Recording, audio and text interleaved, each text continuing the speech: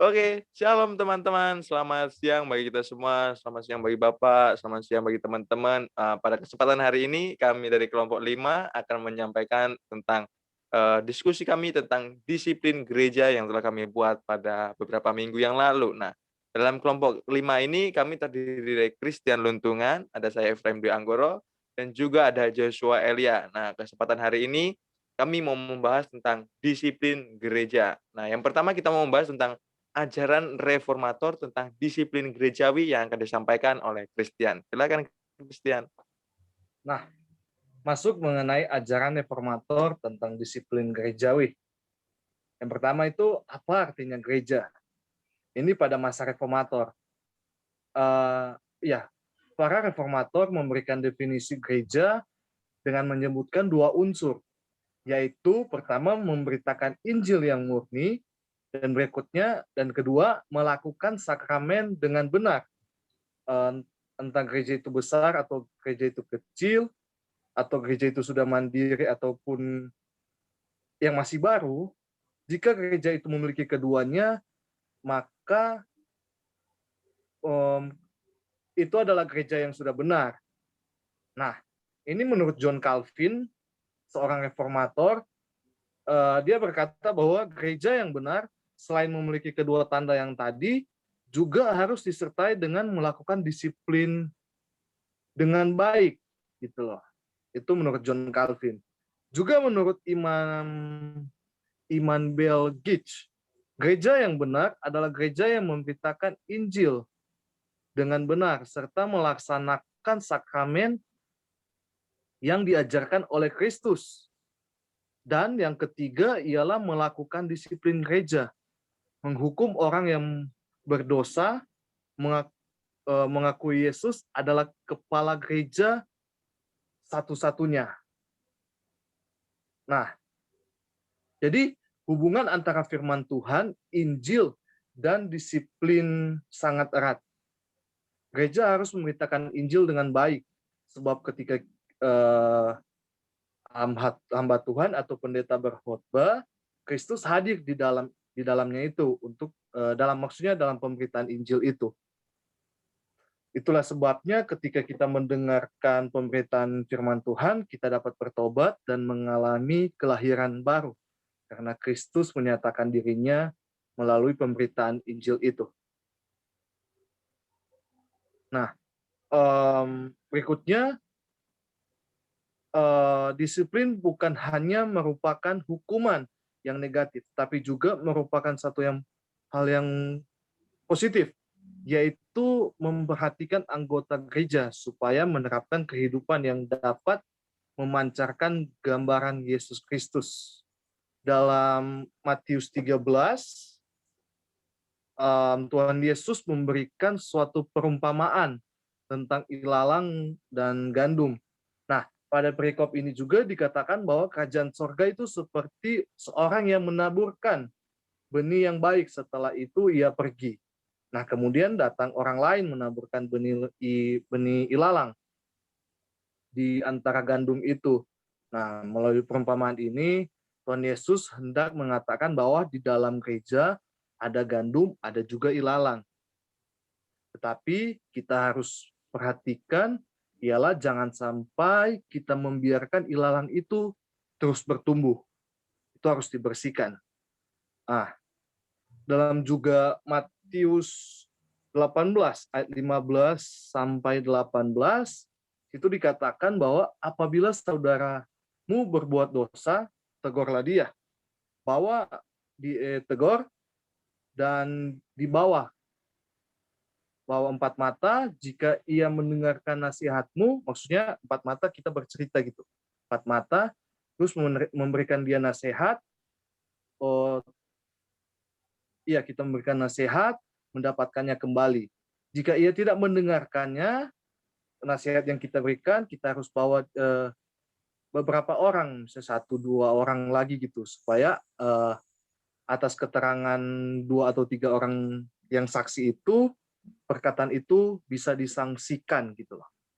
Nah, dan jika juga ia tidak mau mendengarkan jemaat, pandanglah dia sebagai seorang yang tidak mengenal Allah atau seorang yang pemungut cukai lah bisa dibilang.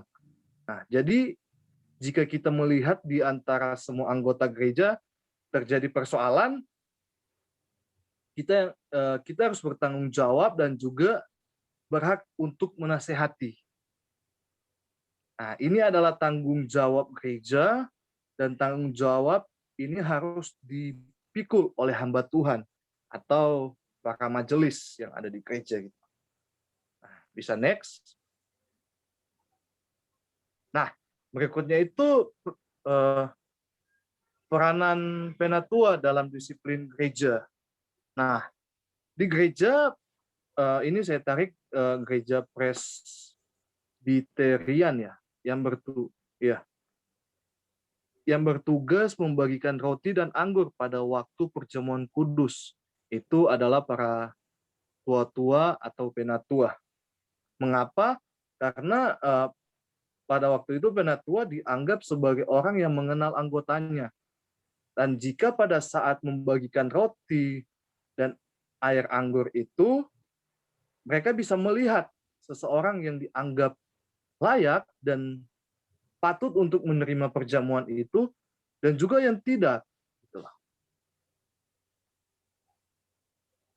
Nah, sebagai penatua juga, ia akan berkata, saudara duduklah. Kalau misalnya eh, dia merasa bahwa orang ini tidak boleh untuk menerima itu. Nah, juga pada zaman Calvin, di Jenewa, jemaat menerima perjamuan kudus sebanyak 4 kali dalam 1 tahun. Nah, bagi mereka itu, perjamuan kudus yang 4 kali itu dalam setahun itu merupakan hal yang sangat penting dan akan sangat memalukan jikalau mereka tidak diizinkan untuk menerimanya.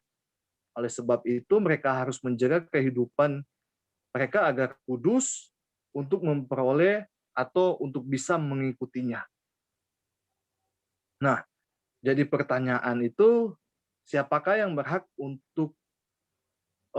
menentukan yang boleh dan tidak boleh menerimanya?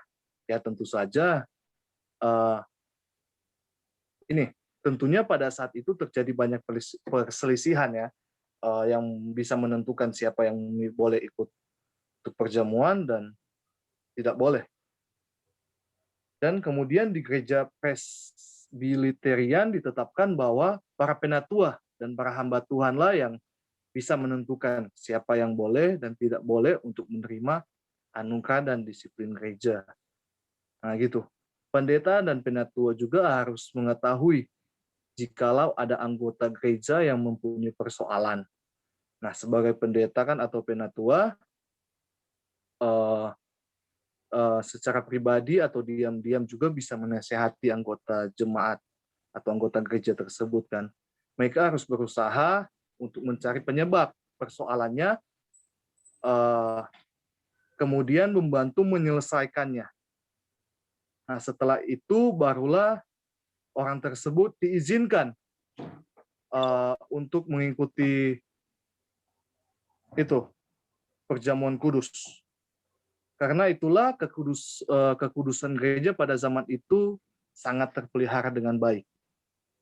Nah, dari para di atas itu menjelaskan bahwa seorang penatua harus mengenal dan mengerti keadaan anggotanya. Nah, kan tapi pada saat zaman sekarang timbul juga persoalan, kenapa? Karena banyak orang yang disebut penatua tapi tidak melakukan tugasnya dengan baik gitu. Para penatua tidak mengetahui keadaan anggotanya, anggota gerejanya maksudnya. Sebab itu ia tidak memperhatikan dan tidak membesuk mereka. Sekalipun demikian, ia tetap mengharapkan orang-orang memilihnya menjadi penatua. Nah, bisa next juga. Nah, Paulus mengatakan bahwa kita harus memiliki kehidupan yang sepadan dengan anugerah yang kita terima. Dan kita telah menerima anugerahnya. Itulah hidup kita dan kita wajib menjalani hidup yang beranugerah itu, yang anugerah yang kita terima. Kita tidak bisa berkata dengan sendirinya kita dapat melakukannya. Kita harus dibimbing dan diajar untuk memiliki kehidupan yang disiplin. Next. Nah,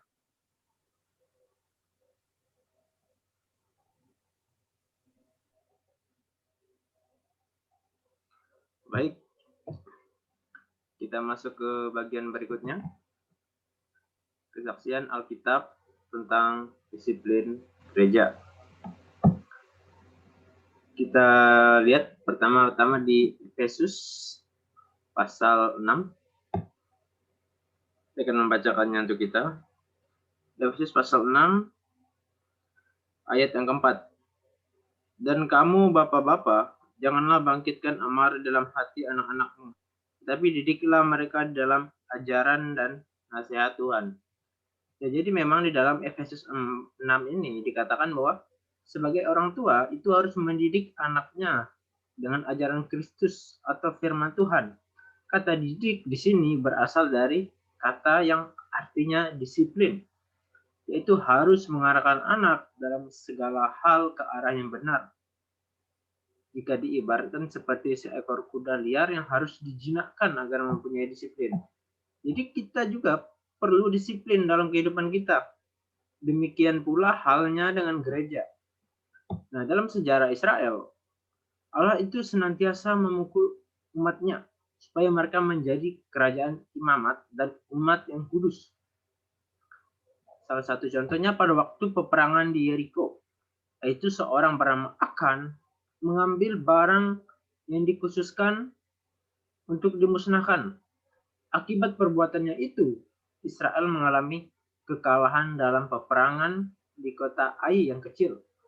Padahal mereka dapat mengatasi kota Yeriko yang besar.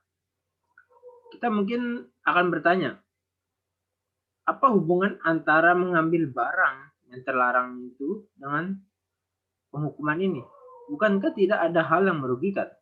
Tetapi Tuhan dengan jelas mengatakan bahwa sikap yang tidak menghormati Tuhan atau perbuatan yang tidak menaati firman-Nya merupakan penyakit menular yang dapat menghancurkan kerohanian bangsa Israel.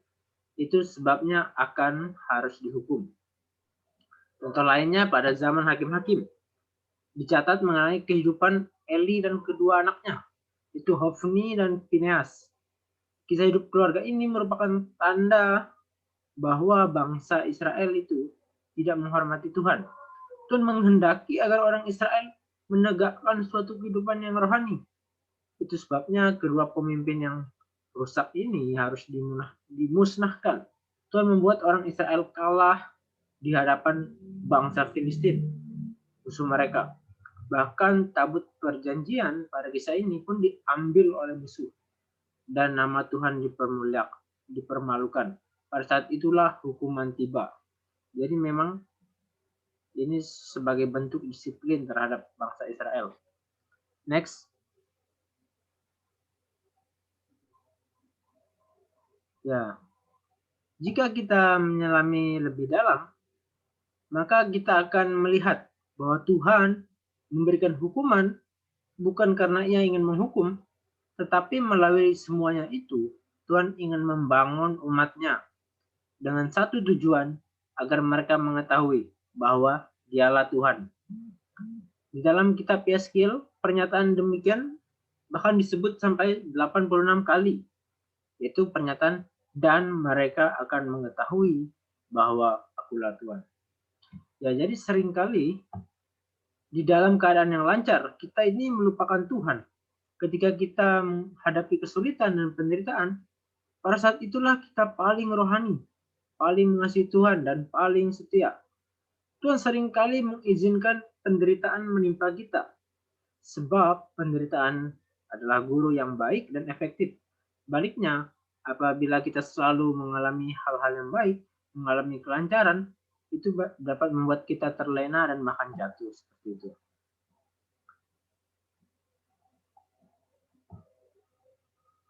Peribahasa mengatakan, Waktu kita muda, kita berhasil, itu akan mengakibatkan kita menjadi sombong. Karena itu ada kalanya Tuhan mengizinkan penderitaan menimpa kita.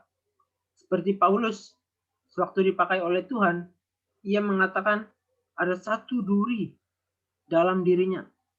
Ia berdoa agar Tuhan menyingkirkan duri itu.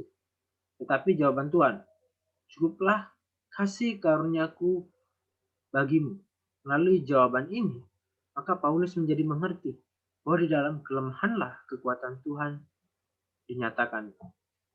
Begitu juga dalam pelayanan, kita dianggap sebagai orang yang menyatakan kekuasaan Tuhan.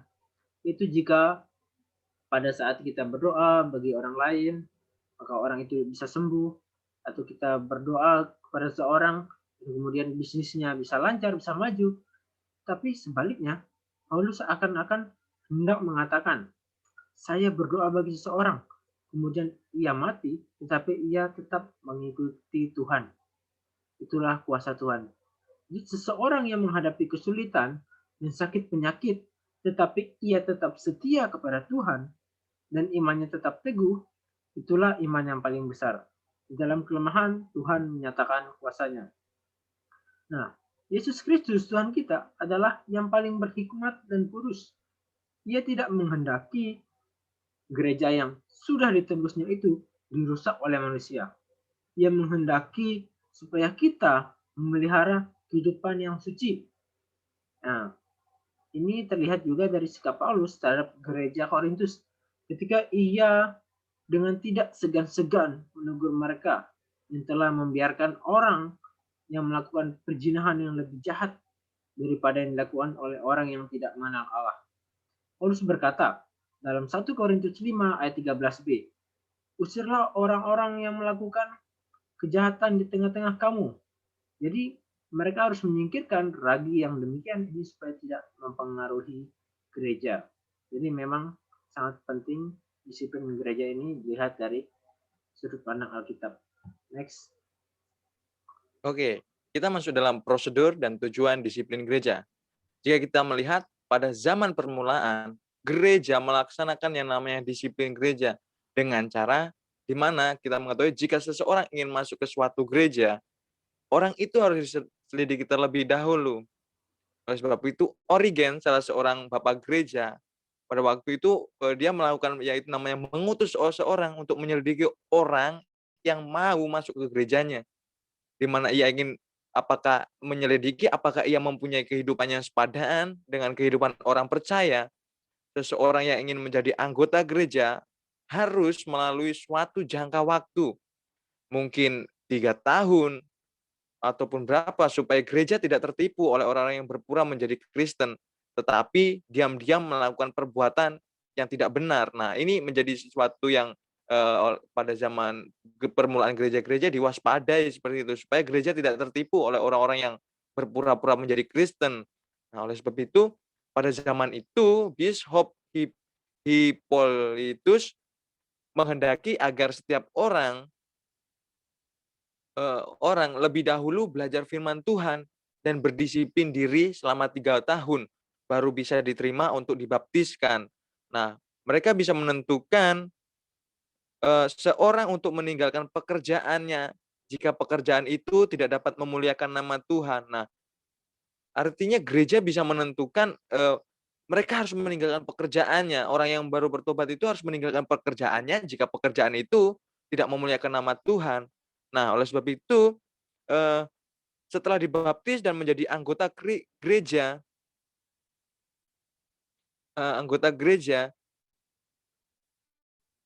ia harus mempunyai kehidupan yang suci. Di mana ketika seorang berbuat dosa, maka pemimpin gereja harus memintanya untuk mengaku dosa, dan jika dosanya berat, ia harus berhenti mengikuti perjamuan kudus. Nah, selama waktu ia harus bertobat dan melatih diri untuk hidup saleh. Sesudah melewati masa-masa itu, orang tersebut dibawa ke tengah jemaat, dan setelah jemaat menerimanya kembali, barulah orang itu diizinkan mengikuti perjamuan kudus. Nah, artinya mereka harus berdiam diri terlebih dahulu, mereka harus bertobat dan melatih diri mereka ketika seorang jemaat berbuat dosa, mereka harus hidup saleh terlebih dahulu. Nah, sesudah itu mereka harus melewati masa di mana orang tersebut dibawa ke tengah-tengah jemaat. Nah, setelah jemaat menerima kembali, barulah orang tersebut boleh namanya mengikuti perjamuan kudus. Nah, artinya bahwa pada zaman dahulu dikatakan bahwa perjamuan kudus itu sangatlah hal-hal yang penting gitu. Artinya hal-hal yang suci, nggak boleh semena-mena, nggak boleh sembarangan seperti itu. Nah, oleh sebab itu gereja tidak sembarangan menerima seseorang yang hari ini percaya kemudian esok hari dibaptis.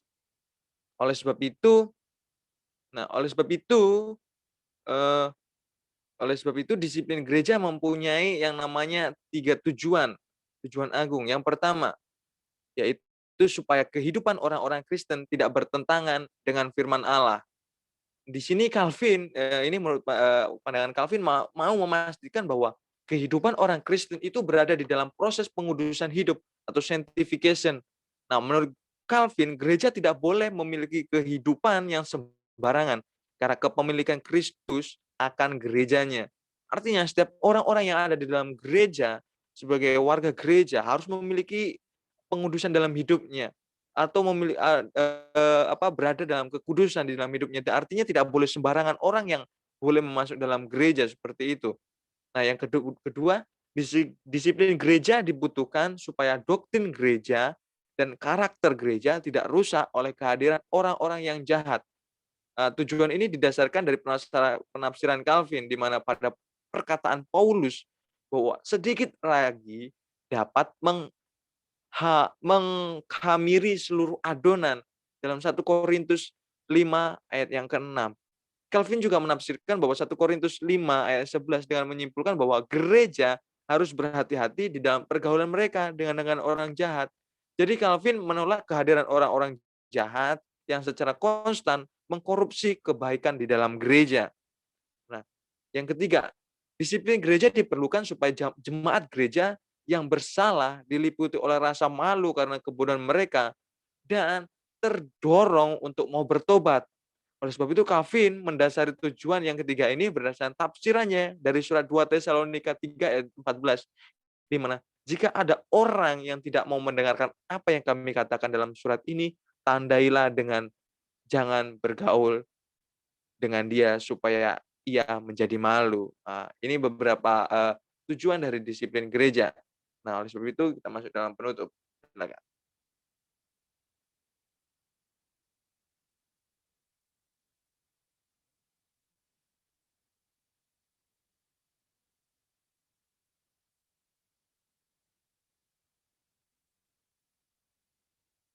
Oke, ada tambahan sedikit. Di sini mengartikan bahwa disiplin gereja itu berfungsi sebagai pagar yang memberi kita rasa aman, di mana gereja harus mempunyai disiplin yang jelas supaya kita mengetahui bahwa kita sedang berjalan di dalam anugerah Tuhan. Di mana Roma 5 mengatakan bahwa kita sudah dibawa ke dalam anugerah Tuhan. Anugerah adalah suatu wilayah dan sebagai orang percaya kita berada di wilayah itu. Oleh sebab itu disiplin memberitahukan dengan jelas bahwa kita sudah berada di dalam anugerahnya. Baik, kita masuk ke penutup. Jadi sebagai orang Kristen, kita tidak boleh tidak memiliki anugerah. Bagaimana kita tahu bahwa kita ada di dalam anugerah itu? Yaitu jika kita terus berada di dalam disiplin, di dalam jalan Tuhan. Sebaliknya, disiplin diperlukan supaya kita bisa terus berada di dalam anugerah. Dan di dalam anugerahnya itu, kita terus-menerus dapat memancarkan sifat asasi gereja. Apa sifat asasi gereja? 1 Korintus pasal 1 ayat 2 mengatakan, kepada jemaat Allah di Korintus, yaitu mereka yang dikuduskan dalam Kristus Yesus dan yang dipanggil menjadi orang-orang kudus. Kita tahu bahwa jemaat Korintus adalah jemaat yang lemah. Bahkan Paulus mengatakan bahwa kehidupan mereka tidak lebih baik dari kehidupan orang yang tidak percaya. Sekalipun demikian, Paulus menyebut mereka sebagai orang kudus. Jadi biar bagaimanapun keadaannya, semua gereja adalah gereja Kristus Tapi gereja itu harus gereja yang kudus dan sesuai dengan ajaran para rasul. Jikalau kita ingin mempertahankan kekudusan gereja, maka berdasarkan apa gereja Korintus disebut sebagai gereja yang kudus, berdasarkan apa jemaat Korintus disebut orang kudus. Kekudusan itu bukan datang dari manusia, tetapi berasal dari Tuhan. Karena itu, pada ayat tersebut dikatakan, menjadi kudus di dalam Kristus Yesus. Hanya di dalam Kristus Yesus, bukan di luar Kristus Yesus. Kita kudus bukan karena kita ingin menjadi kudus, tetapi karena kita dipanggil untuk menjadi kudus. Dan kata lain, kekudusan kita adalah kekudusan yang pasif. Tuhanlah yang memberikannya kepada kita. Kekudusan Tuhan itulah yang membuat kita kudus. Kita harus menghidupkan kekudusan ini karena kehidupan kita adalah kehidupan yang sudah dikuduskan. Jikalau gereja tidak menghidupkan kekudusan, maka gereja itu menjadi gereja yang lemah, gereja yang tidak memancarkan kekudusan Tuhan, gereja yang tidak disiplin. Sekalipun demikian, kekudusan gereja tidak terhilang, sebab kekudusan itu bersumber dari Tuhan.